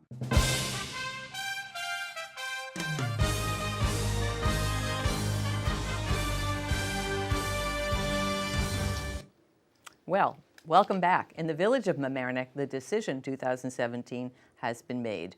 I want to welcome Tom Murphy, our newly elected mayor, and Nora Lucas, our newly elected trustee. Congratulations to both of you. Thank you. You're a little tired? Oh, there's a little adrenaline rush going on right now, but yeah. You're ready to party, but we want to thank you for taking a little time out to visit with us. Thank you for having us. How does it feel? You also walked probably every block of this village. Fortunately, the weather was pretty good. Remember when the elections used to be in March, and that was a little tougher. So you've gotten to talk to an awful lot of people. What's your sense of people's attitude about politics in general in view of what's happening on the national stage? I think when you're walking as a local candidate, you don't get into a lot of national discussions. Every once in a while, somebody would answer the door and say, "Oh, you're a Democrat. I'm voting all Democrat this year." But that was the extent of it. You know, basically, when you're a local candidate and you're knocking on doors, people want to talk about what's going on in their street. They did. What's going on in their schools. They did. They still stayed focused on local matters. It surprises me a little bit because in other places, people are so consumed with what's happening on a national level that often local issues are eclipsed. No, I didn't find that. Did you find that? Not at all. No, I think people were very happy when we asked what their interests and concerns were. They were very happy to talk about. Often it was like nothing, and then they would come up with something that they thought about. So they want to talk about local issues. Did anybody surprise you with an issue that maybe you hadn't thought about? I wouldn't say an issue I hadn't thought about, but the constant complaints about traffic and the streets being unsafe. That I didn't realize how pervasive it was, and how people worried about that issue. They worried about it. Do you think they worried about it needlessly? No, not at all. I think there are more cars. People drive fast. Everybody's in a hurry. Oh, so they're worried about traffic safety. Yes. Okay. Yes. Traffic safety, speeding, but also traffic volume. Like it takes a long time to get someplace, and people are in a hurry when they can drive quickly. And it was every community in the village. Yeah. It wasn't specific to. Did they talk about distracted driving, which is a problem that we're dealing with? No, not particularly. But you know what it is? It's everybody. Has somewhere to be. The kids. Kids don't play outside anymore. Kids. Oh no, he's got tennis. It's free, and then at 4:30 he's got the tutor. So we got to get to here, and then I got to pick up the other kid. And it's just we have busy lives, and people are working 2 jobs. So when you're trying to get somewhere, it's easy to say I got to get there, but because a lot of the times the speeders, unfortunately, are people in our own community. Everybody wants and I'm not focusing on anybody, but we just have to kind of teach people that the lives you save may be one of our neighbors. Do you think about running some kind of campaign, and I'm talking about after you have finished your campaign, after you are actually inducted, some kind of campaign to raise consciousness about traffic safety and speeding?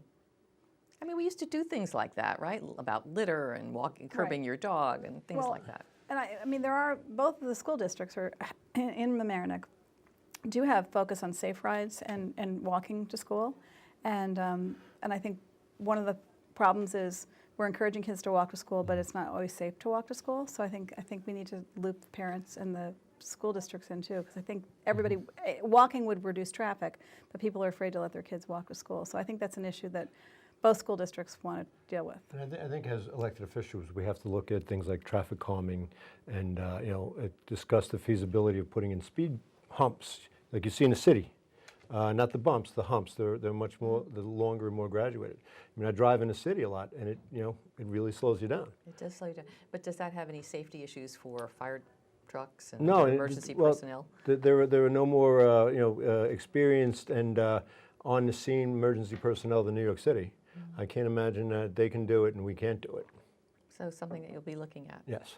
Now, a big issue in this campaign and in the village in general is development, or what many people view as overdevelopment. Yeah. There are so many projects going on right now. I think we're about 5 that I know of. Is there any concern about that on your part? Do you ever think of what you could do to sort of hold the line for a while? I mean, you talked about it a little bit, but the fact is developers have as-of-right situations often. Often they're not applying for zoning variances. Well, if you have to have a site plan, it's not an as-of-right situation, as you know from being on the planning board for a number of years.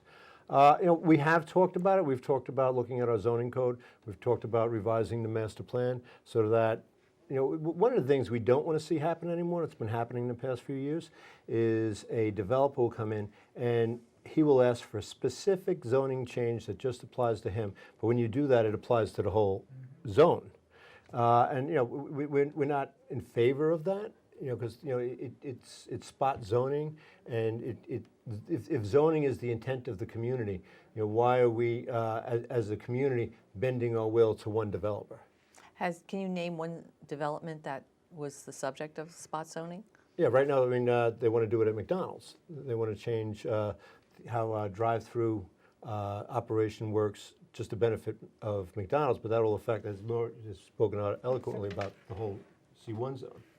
Yeah, because the change, we're not allowed, the McDonald's is grandfathered. The McDonald's is grandfathered in terms of its being a fast food restaurant, and also in terms of its having a drive-through window. Right. So in order to continue that use, if it wants to expand, and I guess the plan is for it to be demolished and for a whole new building to be built, they would need to apply for a variance. The option was they've asked instead to change the code. But changing the code for one property changes the code all the way throughout C1, so it could have a mushroom effect. So I think spot zoning is not only a bad planning policy, it's not actually legal. And that we have a comprehensive plan. We adopted it almost 6 years ago, and we're in the process of revisiting it. And I think we need to really, if we want to make changes to our zoning, we need to first think about them in the comprehensive plan, think about how it's going to affect the whole village before we start rezoning. Now, other communities have invoked a moratorium for a specific period of time while they've done exactly that, studied their comprehensive plan and really explored revisions that the community seemed to want. Do you think about doing that in the village of Mamaroneck? I think a village-wide moratorium is hard. I think it's easier to do a moratorium if you're trying to do one specific zone or one specific, because a village-wide moratorium would It would inhibit a homeowner from doing an addition or any. Where it stops any development for a period of time. Right, but you don't want to kill a fly with a baseball bat. You know what I mean? So I think what we're talking about is look at the zones where the development's happening. They're not happening in the R5 zone, in the R7 zone. They're happening in the C1 zone, the C2 zone, and the M1 zone. So maybe look at those zones more specifically instead of I don't think it's fair to have a village-wide moratorium, because it takes a long time to get zoning right, and I wouldn't want to inhibit a homeowner who wanted to put an addition on or something like that would normally be just filling out applications. Right, that would be a burden to them. Yeah. Nora, you have an extensive background in architectural history and in preservation, historic preservation. I do. I'm sure you're chomping at the bit. Well, one of the things I think we've done really well in the village is we've adopted a law to try to preserve and adaptively reuse religious buildings that may no longer be used for religious purpose. Interesting term, adaptively reuse. Yeah, that's like the term of art. And I think that one of the ways a community like ours, which is really fully built up, can develop is by repurposing buildings that it has. But sometimes that involves a code change. Sometimes that involves a change in zoning to allow a more dense use if you're preserving a building. So if you're retaining kind of the building in its open space, you might be allowed to have a little more density in that building. So I think that's something that we should consider as we are reevaluating our zoning. So for people who are not conversant in this, it means taking a large church, for example, that may not function any longer, and rather than seeing a developer tear it down and put up a generic condominium or something like that, using the existing structure, but allowing the developer to redesign the interior for current purposes. And encourage them to do that. It might not, They're getting a bonus of some They're sort. getting, by getting, or even, by allowing it to maybe be a little more dense than what could have been there if they demolished something and built something new, because it might be more dense in use, but it wouldn't be more dense in its impact on the community because the building's always been there or been there for a long period of time. Okay. Well, it sounds like there are many sites in the village that probably could be the subject of something like that. And that would, of course, allow us to maintain the character of the village. Yes. And I think that's what many people complained about, the fact that the overdevelopment and even the proliferation of larger houses than what are typically in a neighborhood is changing the character in a way that makes residents unhappy, because it's not why they came to Mamaroneck. That's right. Well, as you've said, you don't want to be, or I don't know if you saw some of my interview with Andrew Spatz and John Verney, which we played earlier. We taped that interview last week. But we were talking about development in the village, and as well as what they're exploring for the industrial area. And I think it was Andrew or and perhaps it was John, who said, we don't want to be New Rochelle or White No, Plains. we don't. Yeah. Or Brooklyn. Right. I mean, not that those are bad No, places. because they are who they are. Right. And we go there, and we go there. appreciate them. We want to Well, be in Mamaroneck. We've just gotten some new numbers. Out of 50,697, this is on the county executive race. I'm interrupting you for just a moment because I know people are very interested in it. It's not clear to me that this is done yet, but Astorino has 20,723 votes to Latimer's 29,924. I don't know what the percentage is. I think that would probably be less than half of the people who are going to vote. in Less this than election. half, Yeah. so it would not be callable as. Not at all. Of course, it's looking optimistic for George Latimer at this point, and we've If just those had an numbers interview hold, with yeah. his campaign manager, and they are cautiously optimistic. It's a good way to be. Yes, of course, but nobody's willing to call it yet. Now, we've heard lots, let's get back to issues in the village of Mamaroneck. We've heard lots about flooding, and if ACE, the Army Corps of Engineers. I think I've been hearing about the Army Corps of Engineers for 30 years and their plans. We had terrible flooding in 2007. Has there been a plan presented finally by the Army Corps of how to stem the tide of flooding? The plan has been presented. The village picked its option. It passed the Civilian Review Board last March, and the chief's report is about to be signed, which means it will go to Congress, and then Congress has to fund it. And if Congress funds it, then but it's not designed. There's a plan, there's like an option. Like we've decided we're going to build a single-family house, not a two-family house. It's a general plan. It's a general plan. And But when you say it's got to go to Congress, Be funded. to fund it. to be funded, Yeah.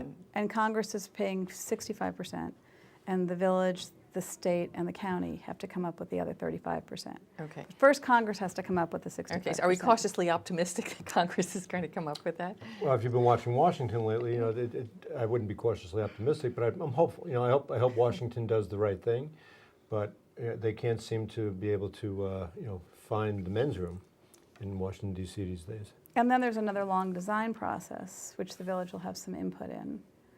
And, while that's going on, we have to get all the other three local partners to agree to their in a portion. nutshell, since 2007, what has been achieved in stemming the potential for flooding, if anything? I don't think there haven't been any concrete projects. I think what's been achieved is that they really do have a plan that has been presented by the Army Corps of Engineers. And as you know, this government works at a glacial pace, and I think we have to be cognizant that if the scientists are right, and I do believe they're right, we're going to have more storms and more intense storms in the next few years. And a community like Mamaroneck is really going to be, in 50 years, as the seas rise, we're going to be in trouble.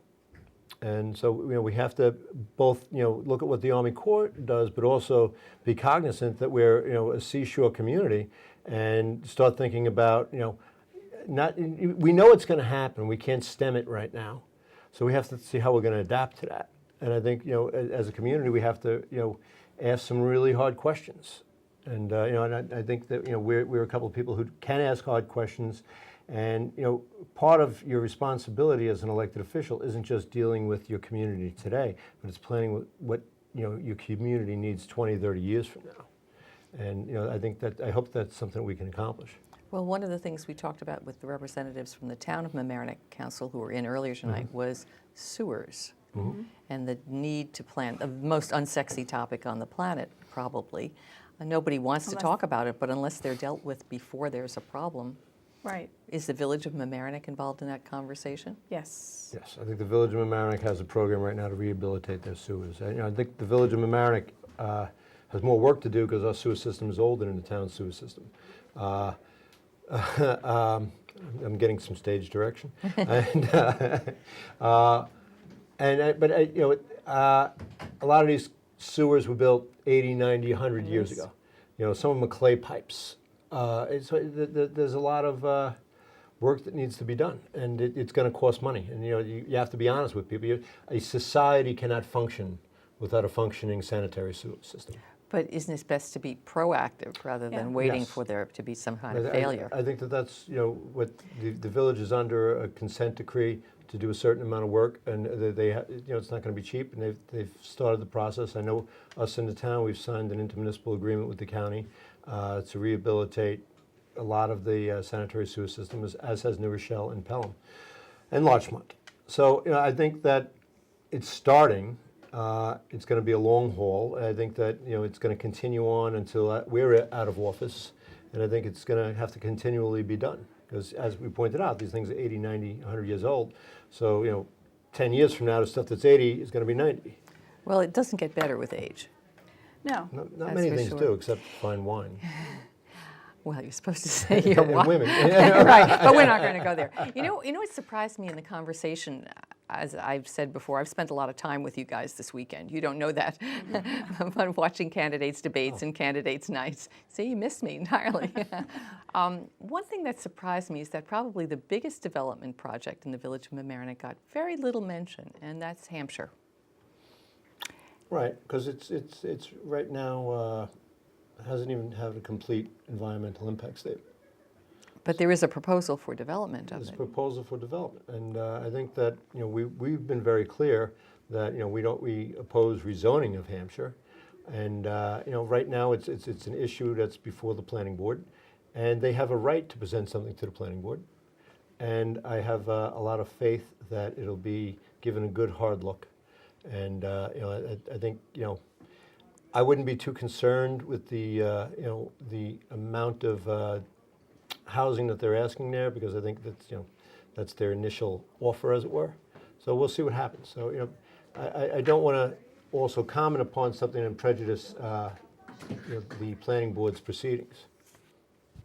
Well, they do have a proposal for housing. I mean, originally they were going to maintain the golf course, so now they're talking about individual or one-family homes. Yeah, but they were going to maintain a golf course only if they got to take the golf club and knock it down and put 120-something units there. Right.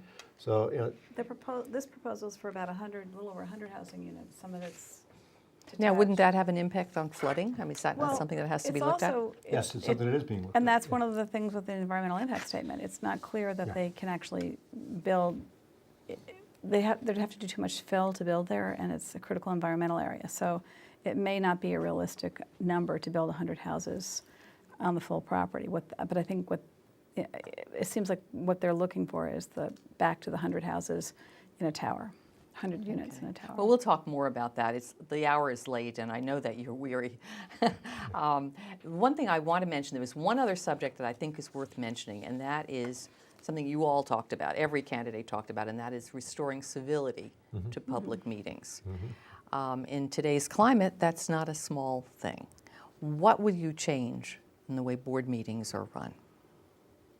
I think that the main thing that you have to do is, take the tools that you learned in kindergarten, and you treat everybody with kindness and respect. And, you don't yell at people who disagree with you. You allow people to have their say, even if you don't agree with what they're saying.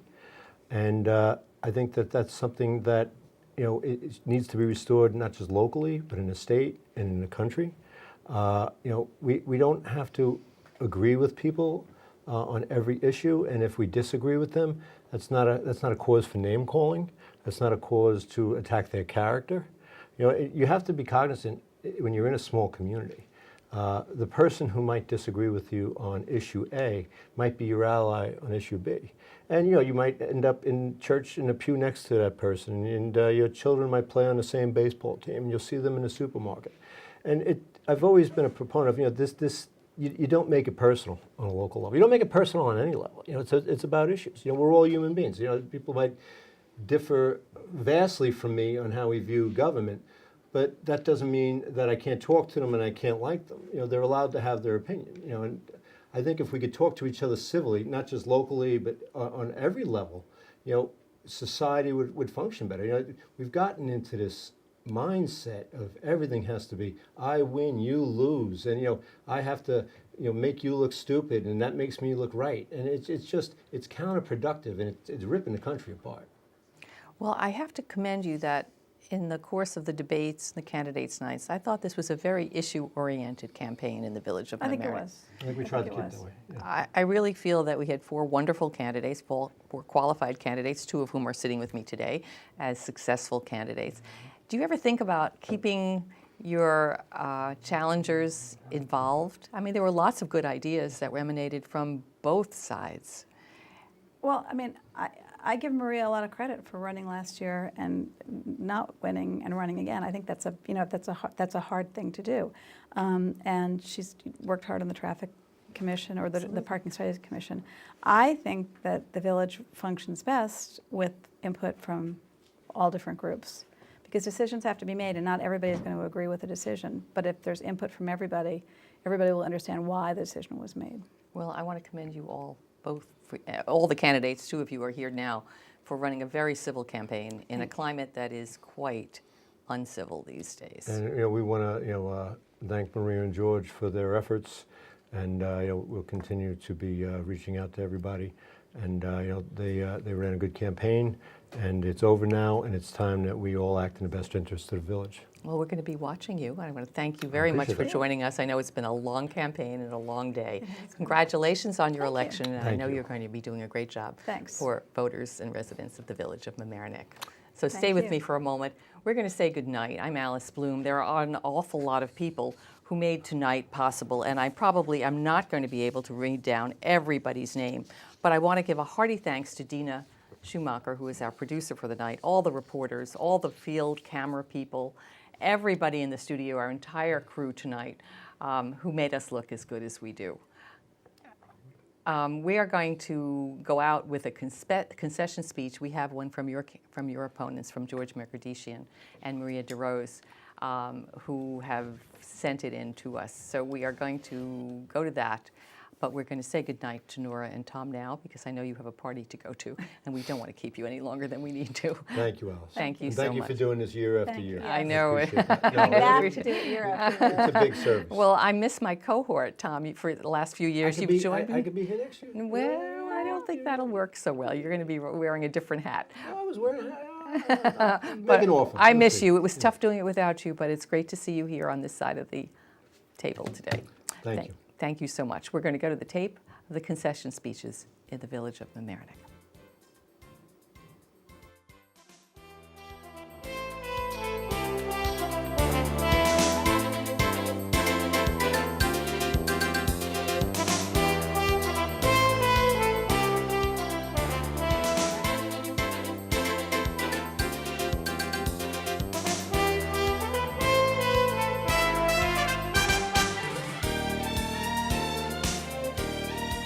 Everyone, I want to thank everybody for coming. We've pretty much gotten most of the results. We're still missing one district, which is 1M, and that's that's Mamaroneck School on Mamaroneck Avenue. It looks like it's pretty much skewed one way. The voters have spoken. We appreciate that. Maria and I have truly worked hard through this entire campaign. We have walked door to door. We've gone through every neighborhood. We've introduced ourselves. We've put out every piece of literature we could possibly put out. We're not going to congratulate the candidates yet, but most probably will be soon, until we get the final results. And we know that there's still some missing out there.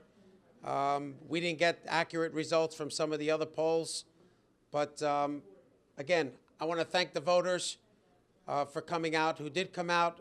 I want to thank the voters for potentially selecting the right candidate, the candidate of choice. I wish them well working down the road. And if there's anything we'll be able to do for them, we'll certainly try and help them along if they need any of our assistance. So thank you all again for your support. Thank you for everything that you've done. Thank my campaign. I can't thank enough to the parties of support. I can't thank Peggy Jackson, who's been very helpful to me, my family, who've been very supportive. So thank you all for coming tonight. Please finish and enjoy whatever's left here, and we'll have a drink together. Thank you. Welcome back. That was George Mekerdishian giving his concession speech.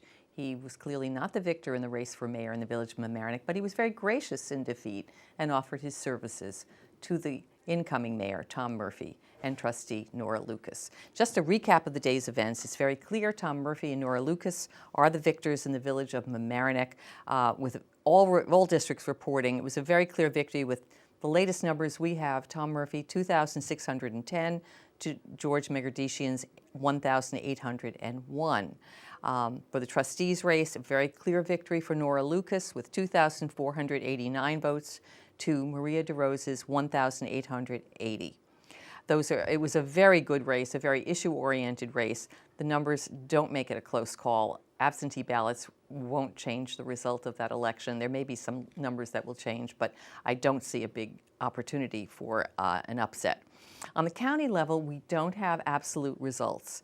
With all districts reporting, however, in the 7th district for county legislator, it's a pretty clear victory for Catherine Parker with 2,414 votes to Norman Rosenblum's 1,925 votes. For county executive, as you may have heard earlier, George Latimer is very cautiously optimistic, at least his campaign manager is. He now has 2,766 votes to Rob Astorino's 1,738 votes.